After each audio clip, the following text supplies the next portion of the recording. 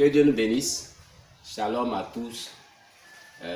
En cette heure-là, je tenais quand même, pendant que nous nous approchons de la Pentecôte, à partager, n'est-ce pas, cette brève intervention-là au sujet de la conscience que le corps de Christ doit avoir de la présence, n'est-ce pas, de Dieu avec nous et en nous. Vous savez, nous sommes dans une période qui est la période de la grâce, et dans cette période-là, Dieu a résolu non seulement d'être avec nous, mais d'être aussi en nous. Et déjà dans le jardin d'Éden, on peut constater que Adam et Ève, qui n'avaient pas de parents humains, n'est-ce pas, qui n'avaient pas une origine humaine et qui ont été même bénis par Dieu lui-même en personne, n'ont pas pu échapper aux attaques de Satan, n'ont pas pu obtenir la victoire, n'ont pas pu garder la parole, n'ont pas pu obéir.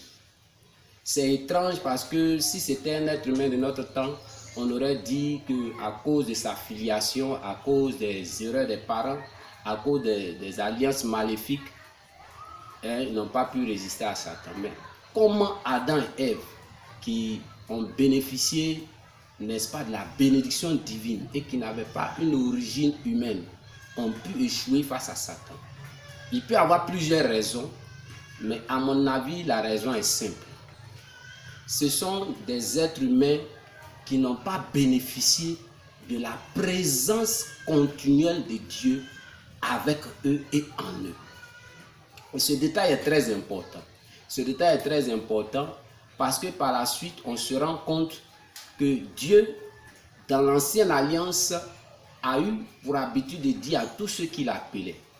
Vous prenez Abraham, c'est le cas aussi pour Moïse, c'est le cas pour Gédéon, c'est le cas pour la plupart de ceux qui ont des héros de la foi, comme on les appelle. Dieu a eu l'habitude de dire chaque fois qu'il les appelait, je serai avec vous, je serai avec vous, je serai avec vous. Donc, Dieu a commencé à insister sur ce point d'être avec eux. Et la présence de Dieu avec quelqu'un se traduit de plusieurs manières, notamment, pour faire court, notamment la présence angélique. L'exemple de Moïse est très évocateur à ce sujet.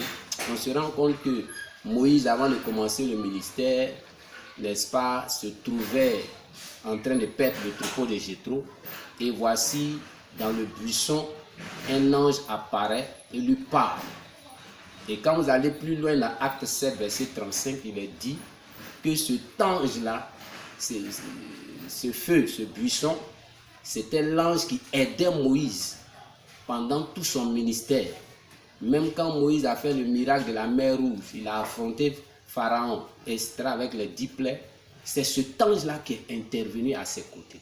Donc la présence de Dieu avec quelqu'un se traduit d'abord par la présence des anges qui exercent le ministère autour de cette personne, auprès de cette personne, en faveur de cette personne. Et secondo, la présence de Dieu avec quelqu'un se traduit aussi par une grâce particulière, une faveur particulière de prospérité qui accompagne quelqu'un. L'exemple de Joseph dans Genèse 39, à partir du verset 1, on peut le lire. On voit que Joseph arrive dans la maison de Potiphar et tout ce qu'il touche prospère parce que Dieu est avec lui. La présence de Dieu avec lui a créé une atmosphère de faveur et de grâce inhabituelle dans les affaires de Potiphar. C'est de cela qu'il est question. Mais quand on va plus loin dans la nouvelle alliance, le Seigneur est allé, il nous a fait une grâce exceptionnelle. Il a décidé d'être avec nous et également en nous. La présence de Dieu en nous fait toute la différence. Lorsque la Bible dit que les prophètes dans l'ancienne alliance ont désiré être à notre place, c'est justement à ce niveau-là. Parce que Dieu va décider de créer une nouvelle race d'hommes.